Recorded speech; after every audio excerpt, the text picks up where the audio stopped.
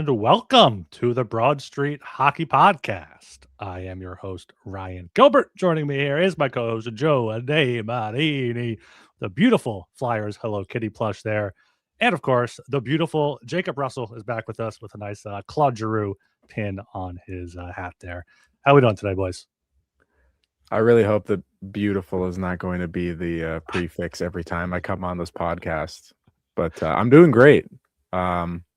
A couple schedule losses, but besides that, hey. Mm-hmm. Yeah, it's been great, right? Yeah, yesterday was my first game of the season that I finally got to go to, and what a disaster, what a terrible first game to go to. But on the bright side, we got ourselves one of these like adorable little Hello Kitty plushies that are actually quite high quality. Well done, Flyers. And we just got a little bit of minor breaking news as we went live. Carter Amico, one of the Flyers' second-round draft picks, is now on the Muskegon Lumberjacks. Wow, how about that? All right, yeah. Someone was talking about him recently in the Slack because he was like, "Oh, how does he only have 1 point or whatever?" And I don't think he had any. Or team he's with, maybe 0 points. I don't know. There are much bigger problems, and if Carter Amico is even a problem for this organization there. But yeah, good breaking news there. I wasn't sure if you were going with the Adam Yinning being sent down. I wasn't sure what angle you were going with, but I did see the Amico news as well there.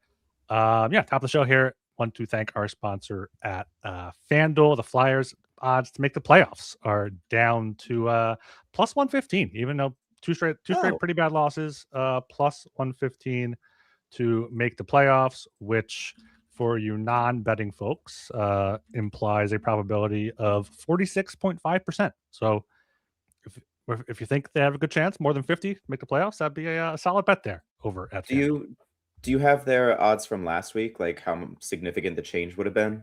I want to say it was around like plus 130. Yeah, I don't think it's much different than what it was before. I actually thought it was going to be worse after I would have thought week, but a more dramatic swing was in order after the first. Is this their first 3-game winless streak of the season? They may have had a 3-game losing streak with one. Yeah, they lost Vegas, Carolina at Carolina, all overtime shootout. But this is their first 3 where 2 of them are in regulation. So, bummer. Yeah. As Jacob said, 2 schedule losses there. Like last night, I was like, all right, this is going to be a depressing podcast. Where are the Flyers going from here? They're going to spiral. But waking up today, thinking about it, it's like, it's the Lightning. Like the Lightning are truly elite. Like you have the Avalanche, then you have the Lightning. The Lightning are right there. Goal differential is plus 43, which is easily the best in the Eastern Conference. The Flyers are still 3rd in the Metro. I mean, you got the Penguins, Capitals, Devils are free falling behind them. Blue Jackets just changed their coach, and the Rangers are the Rangers there. So, I mean, Flyers right in the thick of things there. And they were injured. Yes. Yeah, they were injured. Yeah. TK missed a game. Drinking Brysdale. Drinking Brysdale. Good start. We're Dobby to drink. A great start here. Dobby drink. Oh, well, they are possibilities for tomorrow, I think, is the news. But I don't think people appreciate what a positive impact Jamie Drysdale in particular has had on the defense group for this team all year. He's been one of their better 5-on-5 defensemen, and losing him, like that's a big loss, especially against a team like the Lightning with that kind of firepower. And we saw the results of it on Saturday and last night. Bummer. Yeah, they really struggle already with not having Forster, especially how good he was up until his injury.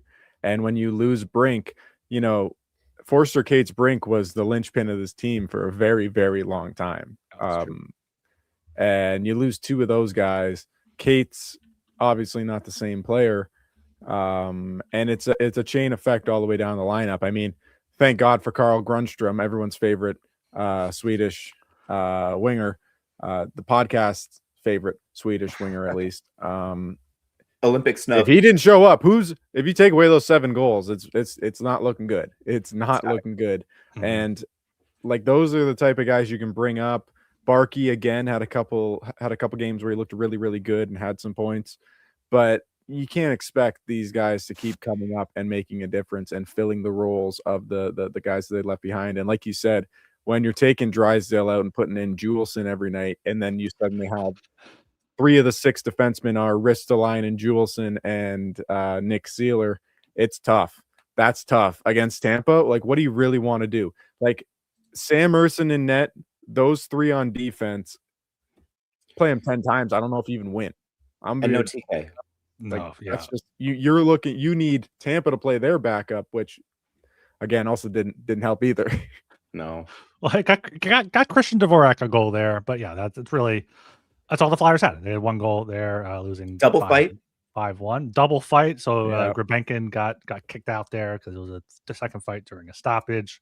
But yeah, Saturday's game would have been a worse game to go to, Joe. You got some fights, got some rough stuff there last night on Monday, but Saturday, no Drysdale, no Brink, no Konechny, Ersson in net. Like, that just really exposed the Flyers' depth right now because Grundstrom's not playing as well as he was. Even Barkey, I feel like he's kind of hitting a little bit of a wall there. Michkov obviously isn't quite back up to speed yet. I thought maybe him sitting out that 1 game would help him reset, but he's looked like worse.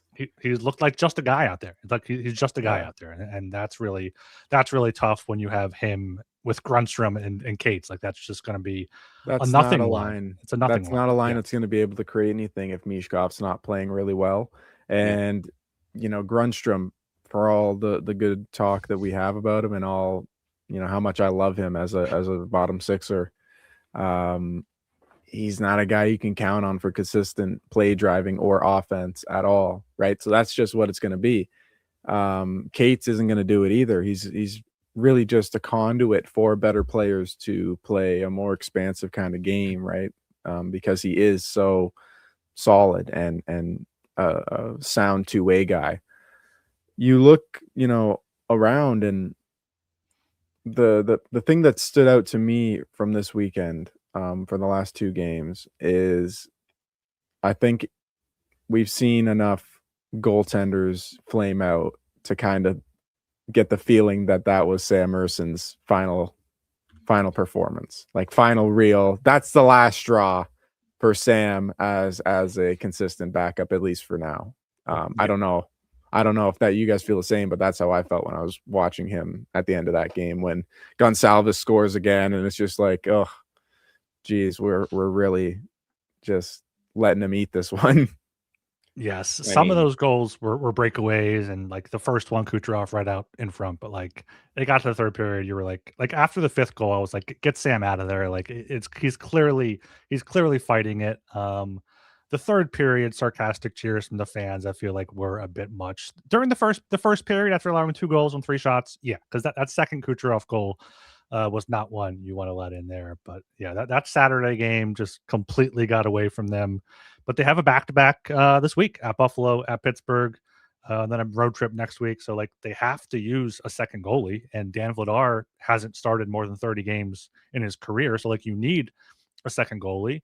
And there was that report from Anthony DeMarco today on Daily Faceoff saying that the Flyers are considering alternatives to replace Ersson, which it's a big change because before this they were like, all right, we believe in Ersson, all that good stuff, but worst save percentage in the league, I believe. One of the worst goals save above expected, and he just looks like he is what he is at this point. And if the Flyers are serious about moving forward as a contender, he can't be their backup. Sixth worst goals saved above expected in the league thus far this year. At negative 9.5. I've been driving the Ersson person bus for a little while on this podcast. And I'm just like, he's still not in the prime age of a goaltender, which is like age 27, 28. There's still time for him to improve. There's still an opportunity for him to make this, like, put it together. We've seen some of those flashes. How many NHL games does he have now? Like 100 something at least, right? Like 126. Yes. That's, I don't know, dude, getting kind of late. I can't keep going to bat for you. And I think the Tampa loss might have been me retiring as, conductor of the Ersson person bus. Well, the thing with Ersson and the thing with goalies in general, right? Like, He is still 26. There is like NHL caliber goaltending in there somewhere, you think still, right? Because you saw glimpses of it. And maybe he goes somewhere else and is better. But like you said, if you play over 100 and something games with one team and you haven't, you're on the downside of the improvement curve. It looks like you've peaked and are starting to come back down. He's not going to go to the AHL at this point. Like, that's just not a feasible thing that's probably going to happen unless he really, really falls off a cliff within the next like month and a half here. He would get claimed. Yeah, like you would think, right? You would think that he'd either get claimed or, you know, he'd get traded, right? So that's the only real avenue I see, is that he gets traded or, you know, waived. Maybe. I highly doubt that would happen. I think a trade's more likely if that's possible, but I don't know where you're gonna go. Yeah, he'll probably be traded. And yeah, he's got it every year. His save percentage has gotten worse. 899, 890, 883, and now 858 this year, with his goals against average raising the past 3 years. Like, yeah. And it's not like you have Kolosov in the AHL, great. He's been good at times, but like we He's saw not him ready. we saw him in the NHL last year. He's not ready. Like, and then you just have Bjarnason and whoever in the AHL. Like, Ersson probably will go somewhere else and be better than he is now.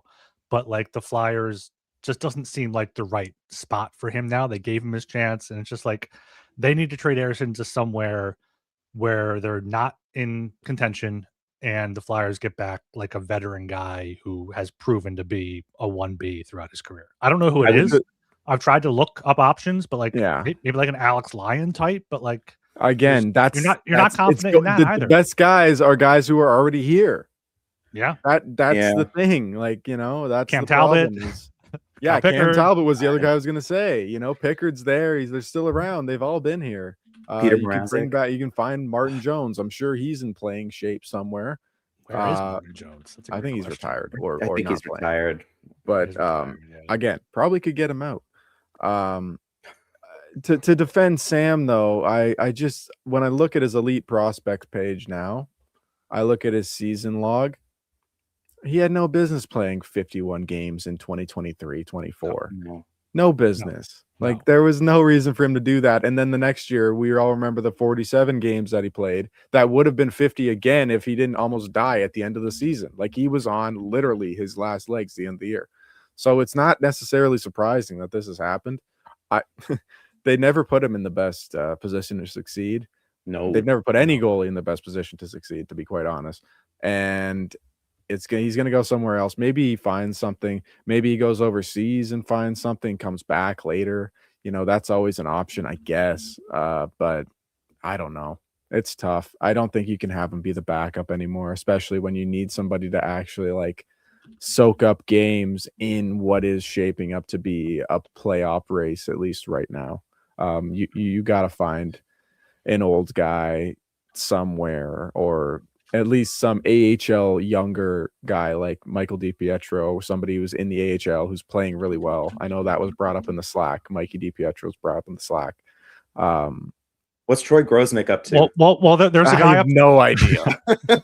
There's a guy up there in Toronto. I thought you were going that direction. Yeah, well, you know, the Hildebeest is the goal. The Hildebeest, Dennis Hildeby is the goal. If you want to really make a move, the problem is now it's almost like you waited too long to really try and make the move. But Stolarz is going to come back. Both him and Stolarz and Joseph Woll. Again, old friend Anthony Stolarz, he'd work. You want to bring him in? You know, get him either. Not on that contract. It could be worse. I don't even know what his contract is. It can't, it's like it can't be 3.75 or something for the next while. It's not the worst in the world. And like Hildeby has played so well now that Stolarz has been out. He's almost kept the Leafs in it. And that's the type of guy you need, like a third goalie who has proven that he can actually be a backup and spot start. The problem is you actually have to give something up to get a guy like Dennis Hildeby now, because he's actually played very well this year instead of last year where he basically looked like Swedish Fedotov. It's 3.75 through 2030. It's not Ristolainen. good. And it keeps- That's and not it keeps the in my Not queue. good, but the Leafs aren't trading him anyway. The No. one of the guys I'm looking at is Joe's been calling for it, Stu Skinner. I mean, he's gone to Pittsburgh. Let's go. He had a bad start early on, but 1 goal allowed in each of his past 4 starts there. I can't imagine Pittsburgh would trade with the Flyers, but I mean, they did that Zamula Tomasino swap. Pittsburgh's right He's- in the race somehow. Like he's that I- prime age. Yeah. I am with you because Skinner's going to be a UFA. I don't know if the Penguins would want to sign him. So, like, maybe they just swap him for Ersson because then Ersson's an RFA. They have Oh, God. Artur Shilovs, and then we you can't have we, Ersson. we can't have Ersson go to Pittsburgh and turn it around. We cannot have that. You got to send them to like San Jose or something. send them Anaheim. Just send everybody to Anaheim and For Leo stop thinking Carlson. about them. Yeah. Oh. No, I would do it. I'd do that. Bring Yeah, Stuart or- Skinner, at least I this mean, offseason. I don't know if I like that at all. Do we like Nedeljkovic for San Jose if you swap him with Ersson, something like that? Like he's an 890 this year, past 2 years, 894, 902 in 38 games. Like he's better than Ersson. He's a solid backup. But That's Yeah, a that wild makes card. more sense. he's I a pending UFA. Like I'm just going through the pending UFAs. It's I Okay. think that makes sense. Like a guy like Hildeby who's still young, right? He's still got some runway left. Nedeljkovic is kind of, he was a prospect at one point. Obviously, he's just kind of established as kind of a bubble guy. So it would make sense. Like San Jose has no real use for Alex Nedeljkovic right now. Yeah. I see it in the chat, Devin Levi. I think Devin Levi would be great. And I do think, I don't know if he formally. I don't know if requested- he fits what we're talking about, though. No, you he know? doesn't. He doesn't. You can't rely on him in the NHL Oh, right no. now. But if you For could the get fu- him, I would be like, that's a cool idea. Yeah. That'd be cool. Yeah. No, I'm down with that. Yeah. And But he- it's did just- did he formally request a trade, or was that just like he would like to be traded if he's not going to get playing? I think time, but I he just assume formally- everyone on Buffalo would like to be traded at all times. That's Yeah. probably true. I don't think they'd say no. Like, I don't think anyone on the team's saying, no, I'm not leaving No. Buffalo. I don't Yeah. think they're going to be clawing at the doors to stay. So You could Hey, Pekka the draft- Luukkonen? I did Who hear fit that them. fit the bill? What was that? UPL. You could Pekka Luukkonen from Buffalo. Like Yeah, any of UPL Buffalo's is goalies. interesting. I'm down I with like UPL. UPL. I thought he would be good. He's got a 4.75 for the next 4 years. That's a bit much. He had one And good yeah. season. Yeah. Yeah, I mean, yeah, Buffalo, though, like nobody's good in Buffalo. That's yeah. the There's thing. and there's no good goalies in the league. There's like 5 good goalies, and that's it. Yeah. It's true. You just have to. Hey, you I just have mean- to not have a bad goalie. You say they want to get out of Buffalo. Guess where the NHL draft is being held this year? Buffalo, Buffalo, of yeah. all places. Well, that means they just have to trade up and draft another Redeem Murtka to fire up their fan base. Yeah. Yeah, but like these guys are out there. Like the Avalanche are obviously a better system, but they found Scott Wedgwood and added Mackenzie Blackwood out of nowhere, and they're both fantastic for them. They're like someone like a Kevin Lankinen who can come in and have a good season. They've overpaid him now though in Vancouver. Is Laurent Brossoit done? Like, is he Well, like out for the season? he just got traded to Yeah. He just got traded. yeah, But he I just thought got- that is he on Was like that- LTIR or I don't know. Do you want Laurent Brossoit?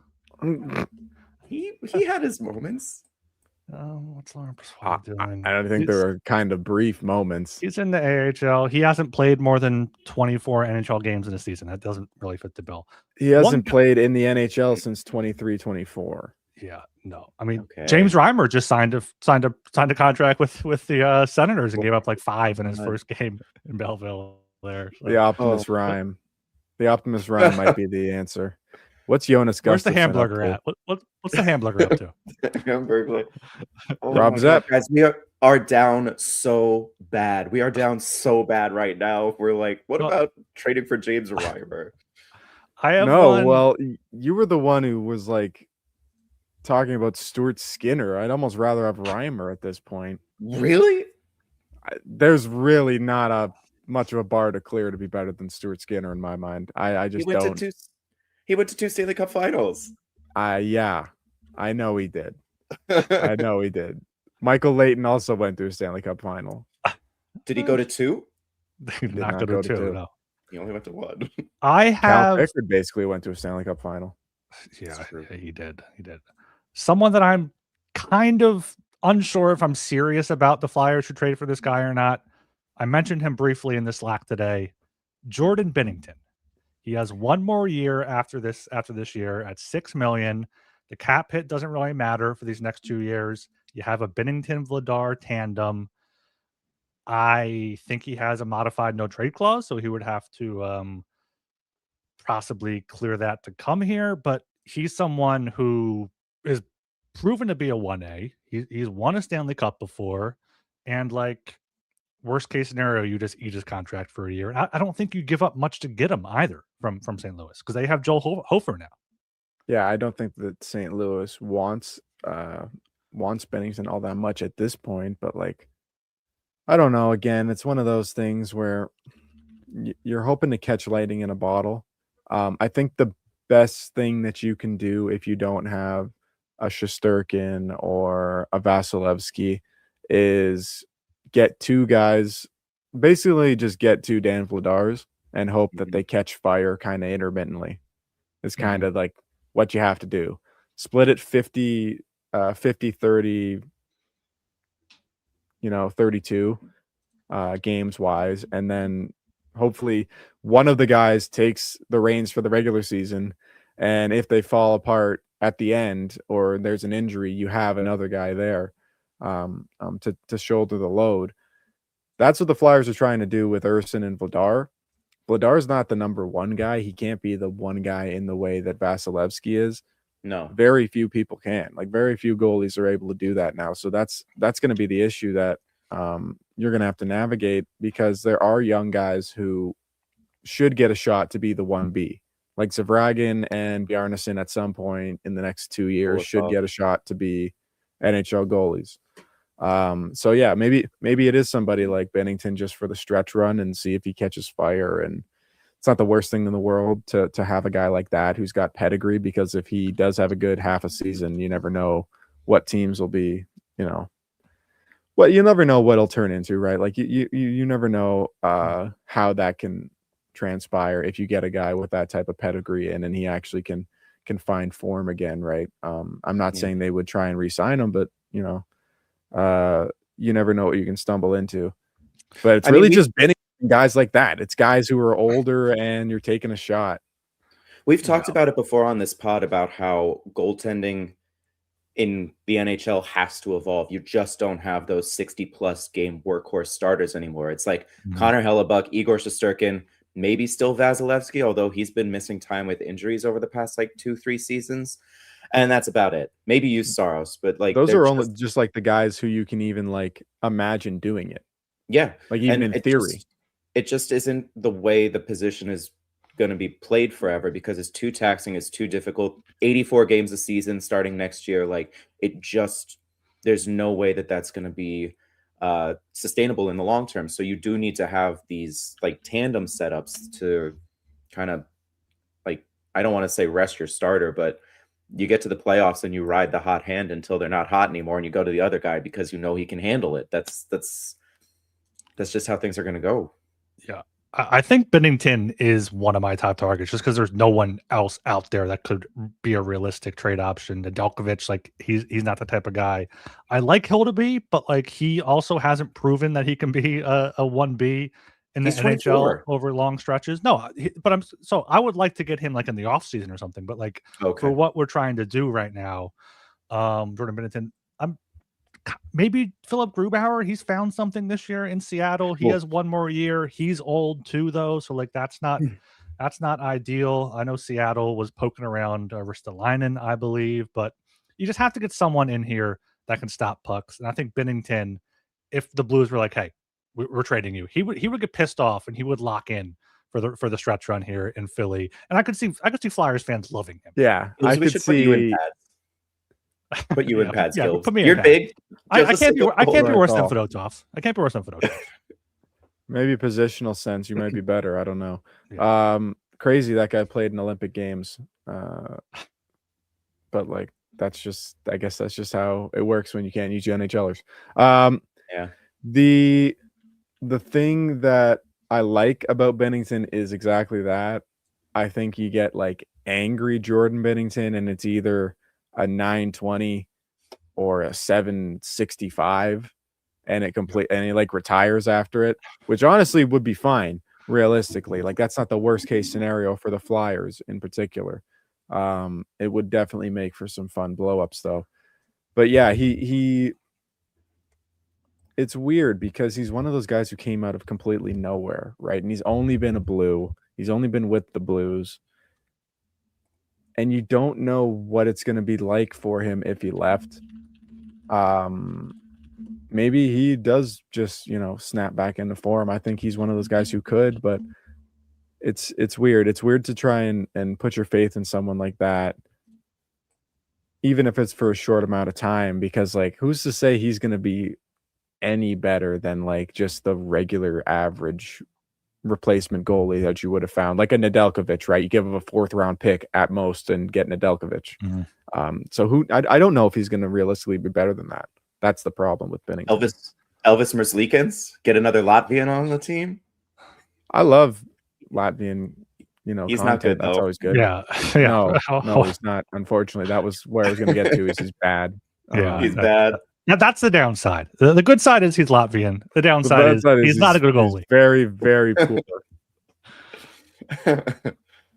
Alas. Yeah. So I mean, there's so many names out there. It's probably going to be someone we haven't like even mentioned. Like Utah has Rybelka, and Vanacek has a positive goal save above expected this year somehow. So it's like it's just one of these teams that's not in the hunt that has 2 goalies, 3 goalies that you can try to trade for. And I think Buffalo is probably one of the teams that you would think Briere could deal with, but you got San Jose, you got Seattle, you got St. Louis. Like these teams that are at the bottom, just pick a goalie, hope a change of scenery works. What about Eric Comrie from the Winnipeg Jets? Since they look like they might be terrible. I thought about him. He does not start enough. He plays maybe 20 games a year. Yeah. That's his career high. Last year he played 20 games.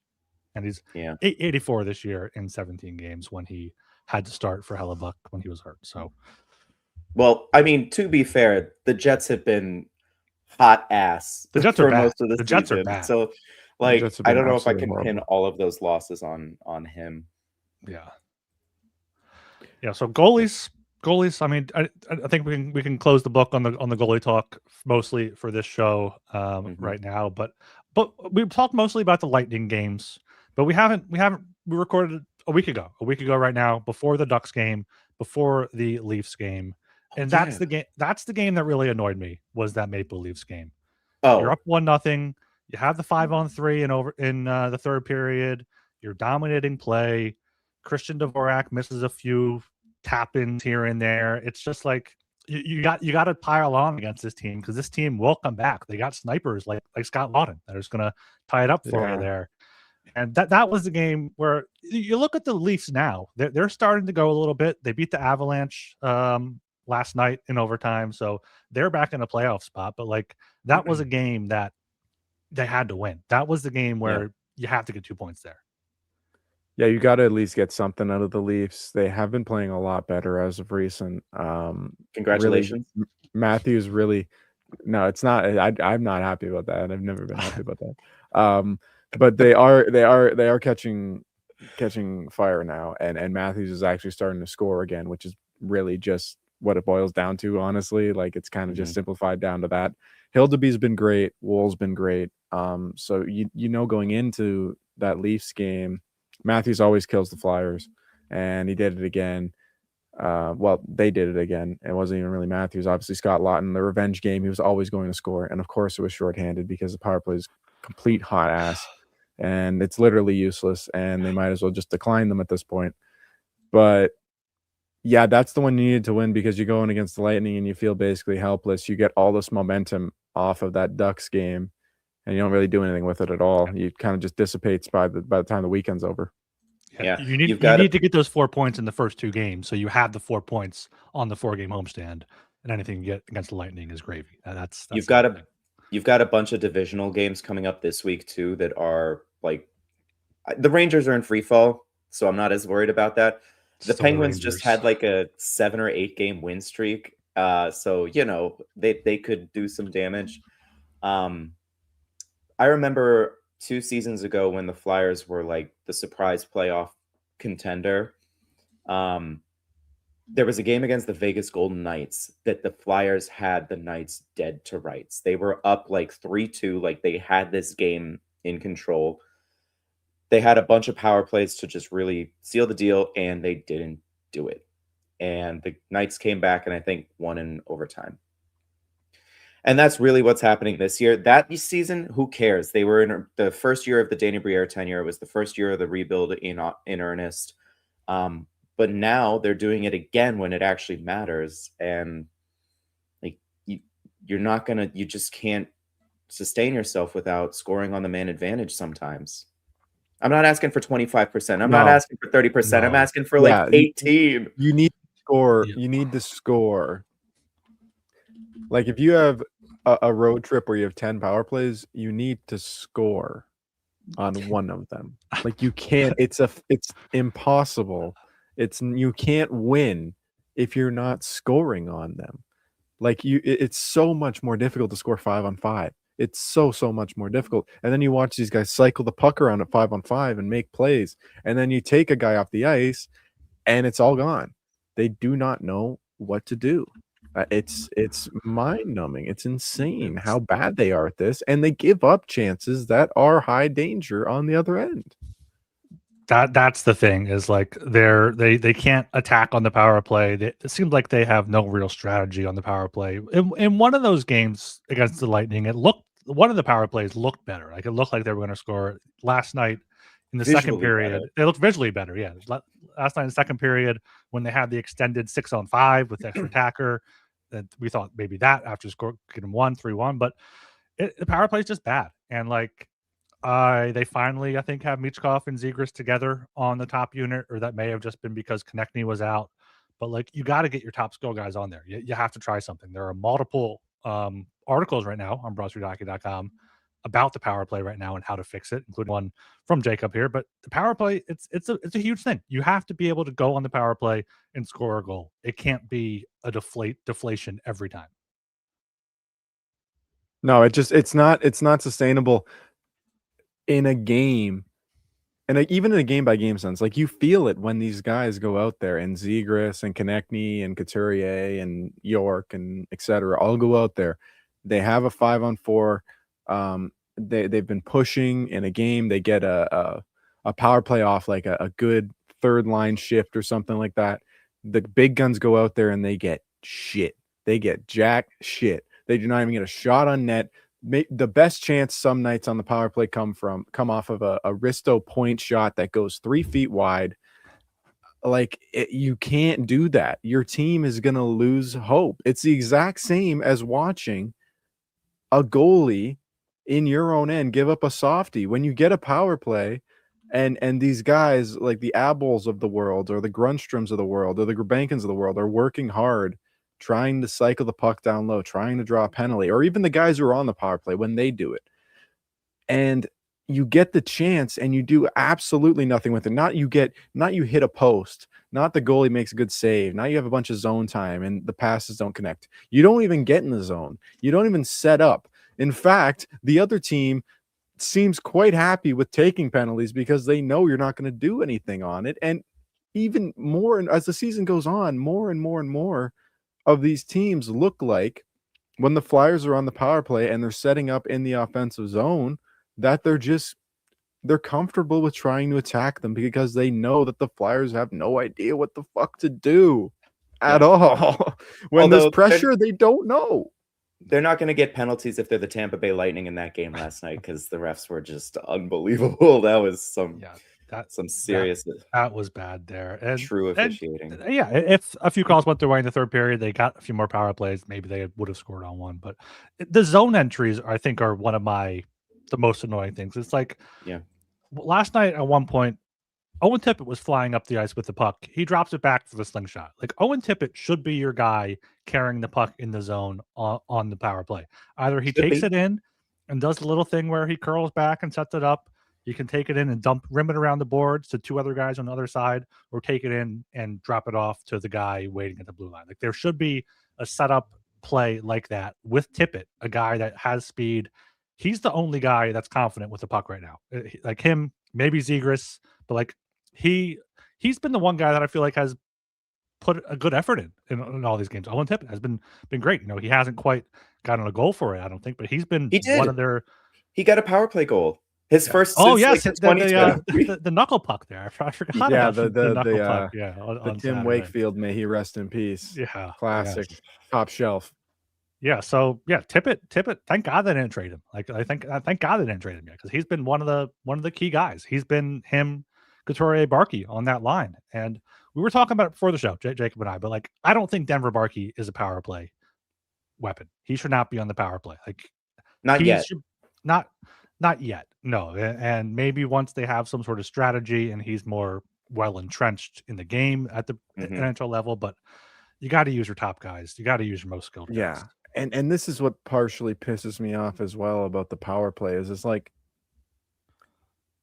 you can't believe that putting Igor Zamula on the power play is going to fix the power play long term. Risto on the power play is going to fix power play long term. Barkey immediately on the power play. Grunstrom on the power play. Who else? We got more names. I think Hathaway found a way out there. Gurbenkin's out there. I don't hate that as a net front presence, but like no, but yeah, I get even that. Like that's more within the realm of understanding, right? But like just changing up the guys on the power play and having them do the same things that weren't working when the skill guys were doing it. I don't think it's gonna work. And the Risto point shot, it seems like right now, like I'm starting to get this trend where I don't know this to be true. I'm just spitballing. Okay. It looks like he's giving up on trying to figure it out. And it's just like, yeah, we'll put Risto out there, get it to him, get some bodies around the net, and we'll crash from the wings. Risto can't hit the goddamn net half the time. Put him in front of the net. He can't pass the puck. If you pass it back to Risto and you want him to make a move, there's no like Gostisbehere walking the line with Rasmus Ristolainen. If the puck goes back to him, he's going to get pressured at the point. And that's how you give up shorthanded goals. If you want to know how to give up shorthanded goals, that is how you do it, is you put Rasmus Ristolainen as the lone point man on the power play. Yeah, put him in front of the net. Put him in front of the net. Bring back net front presence, Rasmus Ristolainen. It can't be worse. It can't be worse. Might as well. Nobody else can do it. Nobody else wants to stand in front of the net, it seems like. Like, there's just nobody who's capable of actually doing it. Maybe Typho. But again, I want Typho to shoot. And obviously he's not healthy. But I want him to shoot in theory. Yeah. Yeah. And there were multiple times on Monday night against Tampa where like Risto made a horrible decision to either shoot the puck from a bad angle or shoot the puck when they had pressure and just the goalie gloved it and stopped it down. It's like Risto doesn't have the offensive IQ to be out there on the power play. Like, he had a sweet angle. Sometimes he has the skill. Like he was a top 10 pick. Yeah. He has the skill sometimes and it pops through and you're like, oh shit, damn. But like the small little decision making, like the little plays that you see the really good power play quarterbacks make, he's not doing any of those. No. He's shooting the puck and it's not hitting the net and it's probably hitting somebody. Like that's what upsets me. Like it's not going to be, if the power play is going to get fixed, it's going to be somebody like Sanheim or York or Drysdale at the point. It's not going to be Risto. Yeah, Drysdale at the point, Zegras in his little one spot office. Get Michkov out there, get Konechny as the bumper net front, and Tippett as a one-time option on the other side. That's I think my ideal unit. Or I guess you need Dvorak out there somewhere to win a face-off, but Zegras. Let's Zegras be center. Zegras isn't winning a face-off. They're not doing that. Maybe Dvorak instead of the one of the right-hand shots. Like put Dvorak in front, Zegras at his spot, Michkov, let him roam around, Drysdale at the point. And then connect your Tippett. Like that's what you got to do. Use your skill guys. Like use your skill guys and let them make plays. Or York. I would take York. He's been good on the power play. Well, good relative. Yeah, York's fine too. I'm fine with York on the power play. It's just, again, I don't think it's ideal. I don't think he's the best. Ideally, you'd have Drysdale go PP1 and be at the back end so you can have Sanheim and York play more in other situations. You don't want to also have him play. I personally, if you can help it, I wouldn't want Sanheim to do power play, penalty kill, and even strength every game all the time. You can obviously mix it in because Sanheim's really good. Yeah. And I want him to get the puck as much as he can. but Drysdale, like that would be really nice if he could be the guy who is the PP quarterback, and you can just save the other guys for other avenues. That's exactly it. We've had this discussion before. Like, what qualifies as a number one defenseman these days? Is it all situations, minute munching? Is it like we talk about the Canes? Jacob Slavin is one of the best defensemen in the league. That guy's never touching a power play unit. Mm-hmm. Shane Gostisbehere is one of the best power play guys in the league. He's never going to be a first pair defenseman, and you're never going to put him in a situation that isn't a sheltered role. Like, the roles are more evenly divided now, and I think it's going to have to be that way anyway, especially, again, 84 game schedule coming up plus playoffs. Like, you can't just give a guy 28 minutes a night and hope that he's going to hold up for the entire season and a postseason run. So look, I know everybody's like, oh, we need to get our number one defenseman. I'm like, well, I'm more content to do this by committee with like York and Sanheim running 5-on-5, maybe PP2. I would love to see Jamie Drysdale take a step and be like a damn good 5-on-5 defenseman, a power play quarterback. Like we need to like reframe how defense roles are going to be played on this team now and in the future, I think too. Yeah. Drysdale has been a solid 3 for the Flyers, and probably a solid 3 or 4 for most teams around the league. Like, put him on the power play. Yeah, I think I don't mind having Sanheim and York not out there so they have rest up for after the power play. Maybe you put Andre on the second unit or something. He was on the power play for a bit rather than Risto, but I don't know. It doesn't matter. Just whatever works. Just put the guys out. Put the guys in their best position there. Would you prefer that they over tinker the units right now, or would you prefer them to like give them a week or two to try and cook if they change them up? Or would you like if it's a good unit, keep them together. If the unit is similar to what I just outlined with Michkov, Zegras, Dvorak, Drysdale, and then Konechny, let that cook. Let that cook for a bit. Let's see how it does. Okay. And then the second unit, you got Kate Couturier, Tippett, Risto. I don't fucking know. Bobby Brink, they are not scoring. York. No. So that's why you load up the top unit, you give them 90 seconds, and then you see what happens. You basically just put the third line out there. Yeah, honestly. Yeah, put the fourth line out there. Let them grind out 2 minutes. Let them grind out 30 seconds at the end of the power play. I mean, that was the second unit. It was the Forster Cates Brink line was the second unit for like 2 months of the season. That's very true. It's very true. What do you put then the Couturier, Tippett, Barkey line on the second unit? Because that's been one of the best lines. Sure, it was. Yeah, still 70% of the expected goal share at 5-on-5. There's something to be said for like.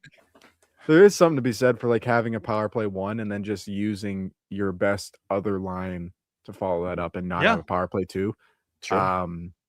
Especially now that you have guys like McDavid or McKinnon who are like, I'll just stay out here for 2 minutes. I don't care. Stay here for 2 minutes and 30 seconds. Doesn't matter to me. Let me what are you gonna do? Tell me no? Yeah. You just need like the good players to stay out there. And like I think most of the Flyers guy, like I think Couturier wants about a 30-second shift on the power play. I don't think he wants to touch the puck very much right now. I don't think he wants to touch the puck at all. I wanted to ask you guys this actually now that it just came back to my mind. Complete tangent. But I wanted to ask you, do you think Sean Couturier breaks 10 goals this year? What's he at now? I believe he's at 5. Oh no. Yeah, I think he'll get 10. I think he'll get there. He is at 5. Yeah, 5 through 43 games. He's not on pace, by the way. He's not on pace. That is not on pace for 10.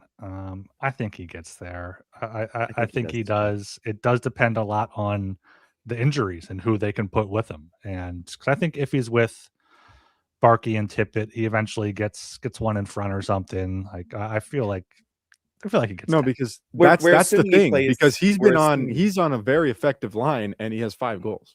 We're assuming he plays the full season, right? Yeah, in this assumption. Okay. Yes. All right. Yeah. No. Yeah, I hope so. I hope bad. So. Oh, Jesus. It would look really bad. Yeah, make the second unit that Barkey, Couturier, Tippett line with York and Sanheim. And then after the power play, you still have York and Sanheim out there to shut down whoever comes off the bench. Better than sending out your fourth line after the power play right when the other team's best players get back on the ice because they weren't playing penalty kill. Exactly. Exactly. Or have I That's a seen that genius before? move. I don't know why I haven't thought of that. Big brain, 5-head galaxy. You're telling me I brain shouldn't put coaching Nick Deslauriers out decisions. against the rested best players in the NHL?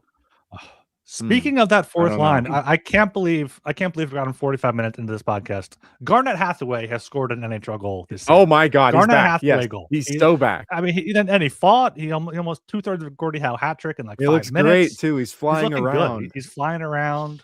Yeah. Did he get kicked out yesterday? He got a 10. No. Did he get a 10? No. I don't think so. No, Okay. no, he didn't. Konechny got kicked out for abuse of officials, but Grabenka got kicked out too. Grabenka Is that got what? kicked out Is that what the second TK fight. penalty was? Yeah, abuse of officials. I mean, that was a garbage coincidental minors. Like I didn't see it at first, but I saw the replay. I'm like, that's absolute garbage. I thought it was like a instigator or some kind of. Well, like, at first I thought he was just hurt from that slash. He was like, I got to go to the locker room. I can't go in the penalty box. But no, because that would have just been the Flyers' luck.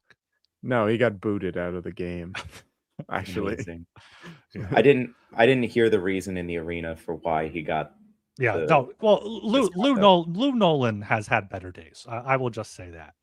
Yeah, he said it was 5 minutes each for boarding, and my friend and I looked at each other like, "Did he say 5 minutes for boarding? What the hell?" And then he's like, "Oh no, sorry, 5 minutes for fighting, 2 minutes to the Flyers for boarding." And I was like, "Yeah, they're calling that one against the Flyers."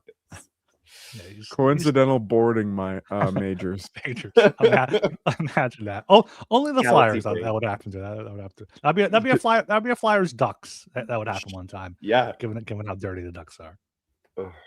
Yeah. So yeah, Gart angry. Sorry, I always get that confused. I don't know. I never understood why it was Gart, but it was probably a typo when someone tried to say Gary. He apparently doesn't like that nickname either. Yeah, I assumed he didn't. It's very stupid. Why would you like it? It's not a good nickname at all. It's not even whimsical, or it's just, and it presents him like an angry guy, and I don't really know. On the ice, I don't really know if he's actually an angry guy, to be honest. And I don't think like a guy like Travis Konechny is in the position to call other people angry. You know, like if Travis Konechny, if I knew Travis Konechny and he was like, "Wow, bro, you're a real snap show. Like you're nuts," I'd be like, "Bro, what are you talking about? You're a Travis Konechny. That's your whole thing." But he's back. He's legitimately like the last few games looked like Garnet Hathaway of last season, like who's actually I'd say an asset on the fourth line, like an actual asset, you know, physicality wise, just being a presence on the ice. I've always loved that sort of game that he brought. But even as he wasn't scoring, it seemed like he just wasn't necessarily playing as heavy as he was before, but he started to look a lot better, and that's good for the Flyers. It came at a really needed time as well too, with all the injuries. He couldn't have been another. He couldn't have been scratched anymore. He might have just needed a break. Like ever since he's come back from those few games he sat, like that helped. Ryan, you mentioned Owen Tippett earlier and how he's been like pretty effective. I feel like ever since those trade rumors got put to bed, he has really found some more consistency in being engaged and like getting to the net and doing the things that make Owen Tippett. Like, I wonder if he took that to heart and was like, you know what? Danny's right. Like, it's good that people want me, but I want to stay here and I need to prove it and I want it. And then he's been doing what you would want him to do, including score a power play goal. Yeah, Elliot Friedman said on 30 Thoughts, like I haven't noticed him out there. Like the Flyers aren't shopping him. The Flyers don't want to move him, and since then he's been really good. So hopefully that can keep up for Tippett. He's been good over the past month or so. But I do want to talk about the Rasmus Ristolainen potential trade rumors and moving him, and how it's kind of counterintuitive to extending Christian Dvorak, but at the same time, I kind of understand it because like he's not.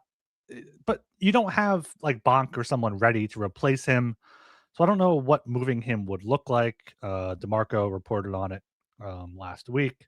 Also had Pagnotta from the fourth period saying they would listen over Ristolainen if they could get a Brandon Carlo return, which was a player, a pick, and another asset.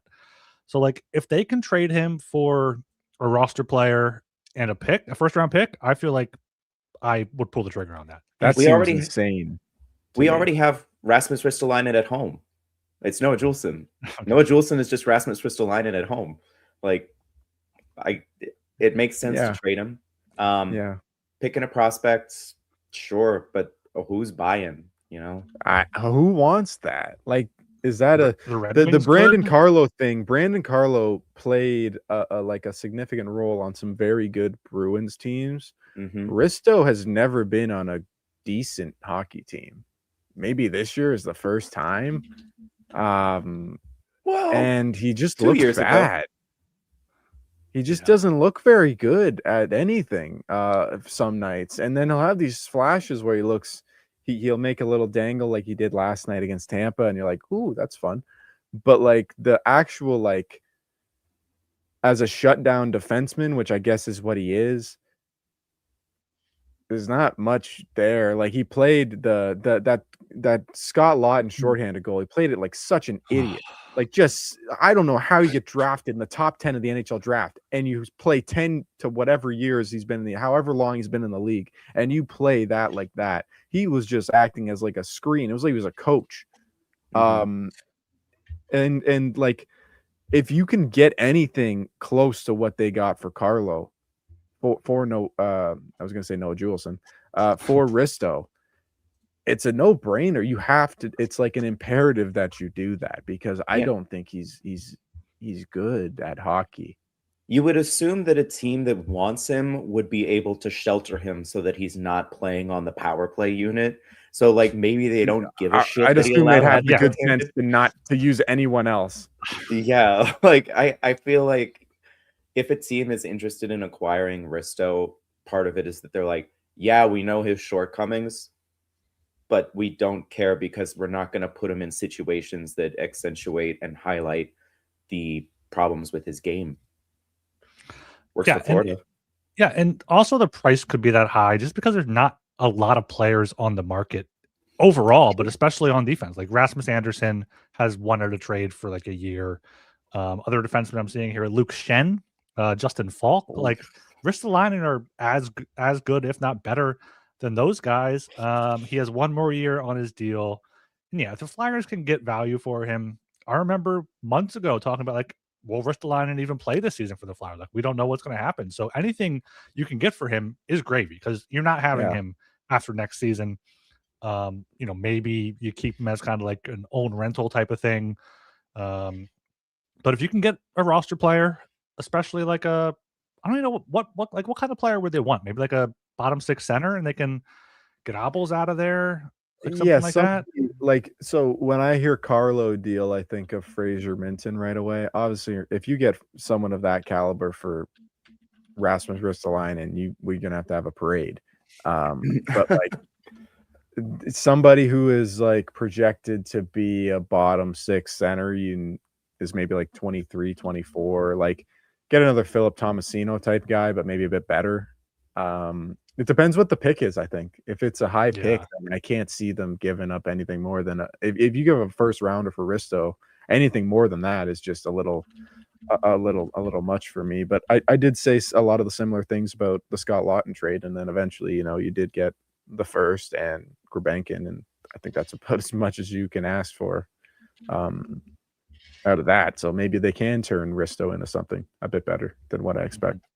I would go for a defense guy, maybe like 23, 24. That's the right age range, but with some kind of proven power play ability. Like that. Dante Fabro. He's been pretty good for the Blue Jackets since they claimed him on waivers. Like, yeah, that was weird. I always kind of liked Dante Fabro. I always thought that one was strange, but I don't know. Like it's the like guy, It's like a Brant Clark move the needle at all? Is he still decent in the power play? Because the Kings, the Pacific is wide open. The Kings have to get past the Oilers in the first round, and they only have a few years. Like, this is Kopitar's Risto and Cody Ceci. I would jump off a bridge if I was a Kings fan. Oh yes, and Brian Dumoulin. Yeah, Brian Dumoulin's there too. Yeah. Yeah. Wow. I mean, Risto would fit right in there on that blue line. I mean, what's the name of the guy there in GM now? Ken Holland. He would. Ken Holland. Yeah, that's a little. That's the trifecta. I mean, Brant Clark. I remember seeing him when he was playing the OHL, and he scored 2 goals in a playoff game, and he was just screaming at the crowd every time he scored. And it just like looked like he'd do whatever he wanted. And for some reason with the Kings, it hasn't translated at all. He feels to me almost like a Sanheim guy, where later in his career he can kind of rediscover that offensive gene that really made him a next level guy. But again, why would you trade Brandt Clark for Rasmus Ristolainen? I cannot. I know he's tall and he has a right-handed shot, and apparently that's trumps everything, right? Like you can just be bad, and Cody Ceci will play in the NHL until the sun dies because he's right-handed. If Cody Ceci was a left-handed shot, he'd be in like Kladno right now. You know, Russ, so this I think you underestimate the LA Kings' ability to trade defensemen that turn into like studs elsewhere. Sean Dursey, Brock Faber, Jordan Spence is in Ottawa. I feel like there's 2 more. Sean Walker. Sean Walker to the Flyers. How could I forget? Like the Spence one, I always thought Spence was pretty good. I didn't really know why they just never played him. He was always just a scratch. He's small.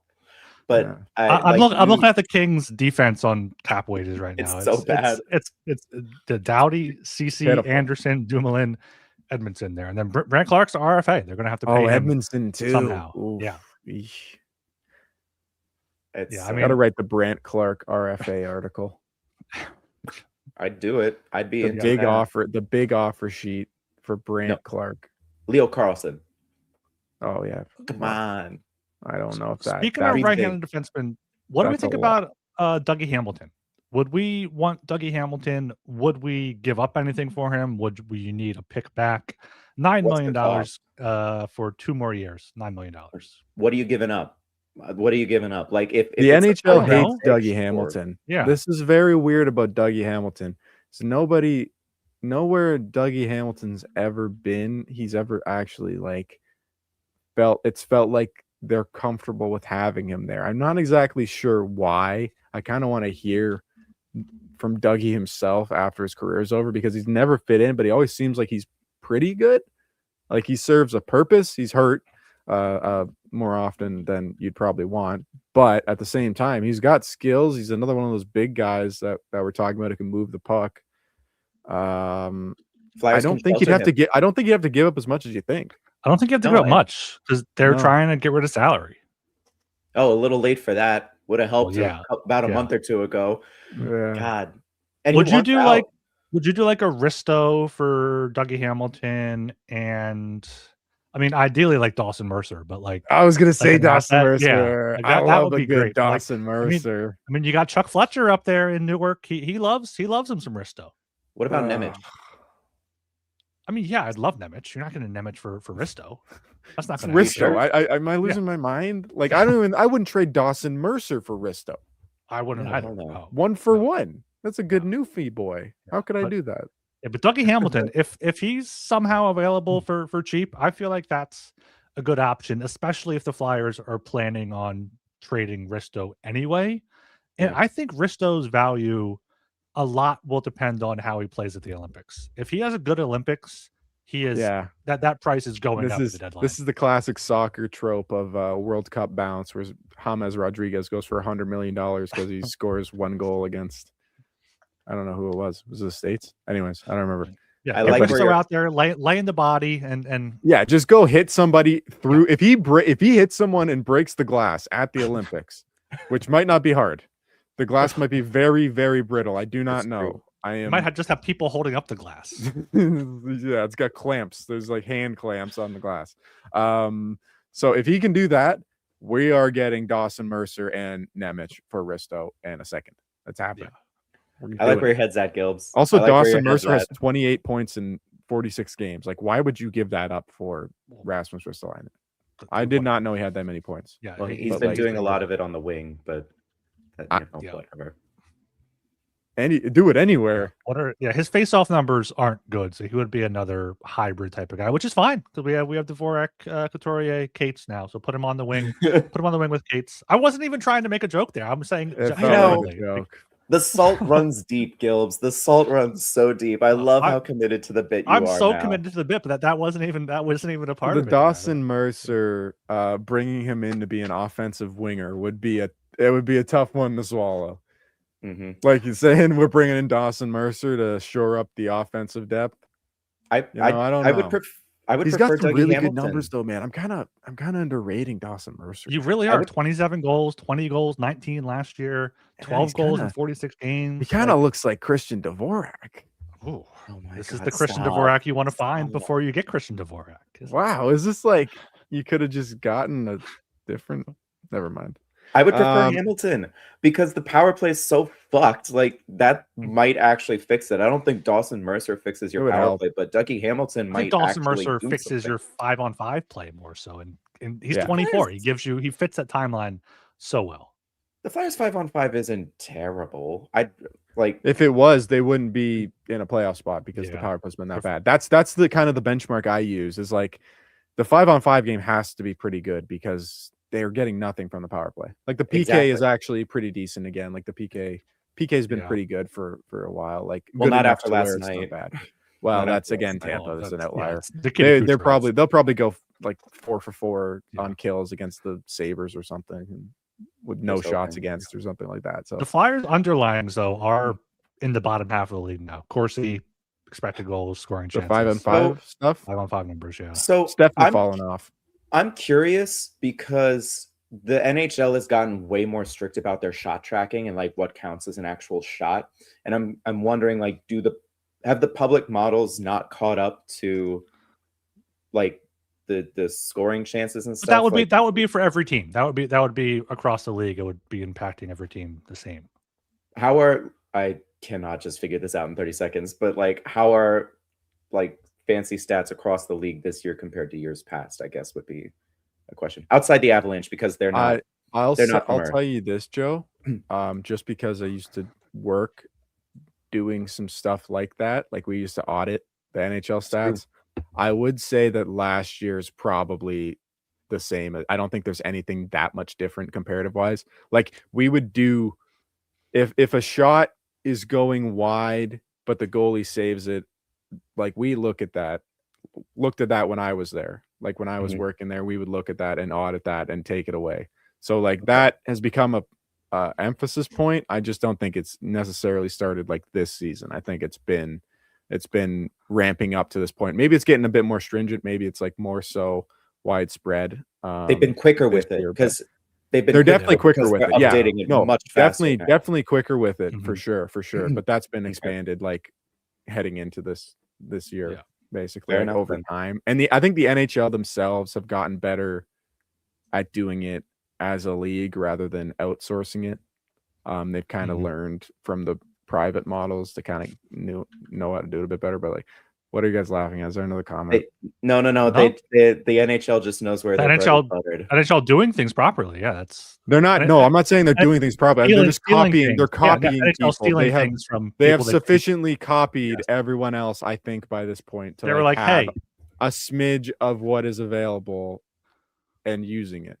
Like the stats that are kept on the back end, like for the back end, the amount of stuff is never going to get used by anybody. Probably 80% of it will never be seen by human eye. Like that's just how it is, because I don't think they really have an idea of what to do with that as of yet. Complete sidebar. Back to the Flyers possession numbers at 5-on-5. Definitely not been as good, and I think you can see that. And what I'm worried about, particularly with the Flyers, and it was the exact same thing I was worried about when Torts was coach, is every year are we just going to have this second half slowdown because the team gets tired? They can't play this structured defensive system all year because if you're physically tired, you get mentally tired and vice versa, right? Over the long season, they just can't stay sharp for long enough. And especially in a year like this year where the games get so condensed, can you really keep it going throughout the entire year? I'll be interested to see the rest of the year if we have another uptick or if we just kind of start having this gradual downturn at 5-on-5 and they start to get a bit more reliant on that shell kind of tactic that they used. They used against, who was that recently? I mean, I guess they used it with Torts like all the time in the last 5 minutes of the game. They just sit back in their own zone. kind of like how they did against the Ducks a little bit. The Ducks kind of came back into that game at the end there a little bit, but yeah, that's what I'm worried about. Well, it's especially worrying because you thought, okay, Tocchet, once he gets his systems in place, his team can take off a bit, and it's been the opposite over the past few weeks here. And obviously, there's been injuries, guys banged up and stuff, but you really do want to see this team not decline. Like if you just plateau for a bit, get around 50%, plateau until the Olympic break, see how Michkov comes back from it. But yeah, you cannot fall off right now with the schedule you have coming up. And that's the other problem is like guys will always get injured too. Like that's not going to change, unfortunately. No. And the Flyers are a team where if they have more than, Forster's already out. If they have 2 more injuries, they're screwed. They really are. Even if it is like a Brink and if it was Steeler instead of Drysdale, like that's still a key loss to their depth. Yeah. So with Risto, just to close that up, if we could get the Lawton package for him, you would do it. Oh, in a minute, in a heartbeat. Okay. Yeah, I didn't even really understand why they gave up the Lawton package, to be honest. But then he showed me, so No. I guess that was it. Danny Briere must have some sort of blackmail on these guys. I don't know. Well, Brad Treliving is easy to read. I think he has a very specific archetype of player that he seems to like on his team. They were desperate at the time too, I suppose, but they wanted those additions for the playoffs. Yeah. So yeah, maybe you just get closer to the playoffs and people start looking at Risto and seeing what they want to see. You know, like a big middle pair, right-handed shot guy who can throw a body check and is physical, even though somehow Risto hits people and isn't really a physical player. Like I don't understand how that works. Like if he's in a scrum or someone's poking at the goalie, he's not grabbing them or doing anything, but he'll throw an open ice hit on like a winger that like is borderline dangerous. And it's like, I don't understand how those two things correlate. But as you get close to the playoffs, teams will be like, yeah, maybe we can tap into something here. Obviously there's pedigree there that teams have believed in the past, and you know, maybe something happens. I think if you get a second and a decent player, you take it. Yeah, completely agreed there. All right, anything else we want to get into here before we get into our predictions for this week's games? Nah, let's hit it. Let's do it. Yeah. All right, starting at Buffalo on Wednesday night. Buffalo just had a recent winning streak. They lost to Florida on Monday night there, so not a back-to-back for either team. I'll start us off here. I'm thinking a 4-2 Flyers victory. Russ? I'm gonna go I'll go 5-1. I'll go 5-1. I'll say they turn them over against the Sabres. All right. 4-3 loss. Flyers regulation loss. 4-3. Reg? Yeah. Ooh. Yeah, I'm gonna say regulation. I don't even get loss. this. The classic overtime, boring overtime period. They had that game in Buffalo last month where they took that lead and then gave it up. So hopefully they got waxed. Like the Sabres just was that the first game of their 10-game streak, or was it like game 2 or something? It was game 4. Game 4 of their streak. Yeah. That was the first game after firing the GM, though, I do believe. Yeah. At Pittsburgh on Thursday night on the second half, the back-to-back, Joe. 5-3 loss. I do not have a lot of confidence in this week. I'm sorry, guys. I guess so. That'll probably be Ersson, right? Probably. Yes. Probably after Vladar. So yeah, probably 7-2 loss. Oh no! I'll go 5-2. 5-2. Crosby's getting one for sure. Sam. Who's gonna Crosby? I'll even go further. Crosby's doing one of those along the ice goals. You remember the ones where he just shoots it 5-hole along the ice? Yeah, he's basically gonna do the Olympic, the 2010 Olympic winner on Sam Ersson. I think Kucherov tried to do that the other night, so yeah, that could work. I'm going 5-4 overtime loss. I think the Flyers get a lead and then they blow it. That's going to be great. Yeah. Saturday at home, Saturday afternoon against the Rangers. Russ. I got the Rangers losing this one. I got the Flyers. Maybe I'll take a 4-2 win at home against the Rangers. I was gonna say 4-2 as well, but I'll go 4-3 over. No, I'll go 3-2 overtime win Yeah, I got to pick more overtime games. I got to forget that I can't forget that that's what they do. I'll go 4-3 shootout win against the Rangers there. Ooh. It's kind of similar to that Islanders afternoon game they had a few months ago, where it was a little bit back and forth, and they went to a shootout. Maybe we're underselling how bad the Rangers are because they just got lit up 10-2 by the Bruins over the weekend. The Rangers are bad, but it's like the Penguins. You can never count them out against the Flyers. I always feel bad about the Penguins games, but I always feel for most of the time I feel good about Rangers games. I don't know why. I feel bad about Penguins games and the Rangers games, especially at home. I'm okay. I'm like, okay, I think they beat the Rangers at home. Yeah. They did get Chuck Fletcher fired, right? Like there was that Flyers home game. Yeah, there was that Flyers home game where Wells Fargo got taken over by like 70% Rangers fans, and the entire Flyers ownership was like, "Okay, we can't have this happening. This is the straw that's breaking the camel's back." Yeah, that was a bad time there. All right, we will be back sometime next week. I'm going to try to do something on Friday afternoon, a little stream there, maybe recapping the back-to-back at Buffalo and at Pittsburgh. Also keep an eye out for some post games potentially with myself, and if I can rope Russ into doing some of those with me, we will always have a good time there. Follow Broad Street Hockey on Instagram. We've been slacking the past week, but there's not a lot to post about, so we'll get something up there. You want to see Adam Yinning recall posts? I'm not doing that. You guys, you know, he went back down. Okay. We'll get some shit posts up there this week. Definitely for Penguins night. We'll get something up for the Penguins there. All right, Joe, where can the people find you? You can find me on Blue Sky at jfdemarini.bsky.social. Thank you, Russ. Where can they find you?